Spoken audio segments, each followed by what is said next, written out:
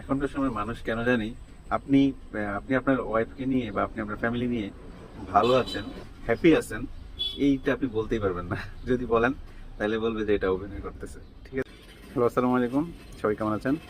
তো গতকাল আমি একটা স্ট্যাটাস দিয়েছিলাম। তো স্ট্যাটাসে তো আমার পরিচিত জনরা অনেকে অনেক মজা করেছেন। বিষয়টা অবশ্যই ভালো লেগেছে। স্ট্যাটাসটা টোটালি আমার মন থেকেই দেওয়া। এখানে অনেকে অনেক রকম কমেন্ট করেছেন। বুঝতেই পারছি যে সবাই হয়তোবা বাসায় গিয়ে দৌড়ের উপরে থাকেন। ঠিক আছে? এই জন্য হয়তোবা সবাই এমনটাই ভাবছেন। কিন্তু বিষয়টা আসলে তা না। বিষয়টা সম্পূর্ণই আমার নিজের মন থেকেই করা। এমন না যে বাসার কাউকে খুশি করার উদ্দেশ্যে স্ট্যাটাসটা দিয়েছি। এটা মন থেকেই এসেছে। ঠিক আছে? আসলে এমন অনুভূতি প্রকাশ পসিবল হলে প্রত্যেকেই করা উচিত মানুষদের, যদি সুযোগ থাকে। যদিও হয়তো বা সবার সেই সুযোগটা হয় না, বা অনেকে সেভাবে প্রকাশ করতে চায় না, সেটা ডিফারেন্ট ম্যাটার।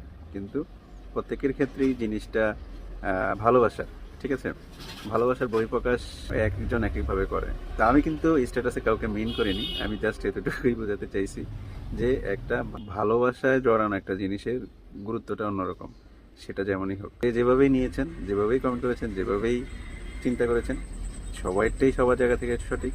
এখনকার সময় মানুষ কেন জানি আপনি আপনি আপনার ওয়াইফকে নিয়ে বা আপনি আপনার ফ্যামিলি নিয়ে ভালো আছেন, হ্যাপি আছেন, এইটা আপনি বলতেই পারবেন না।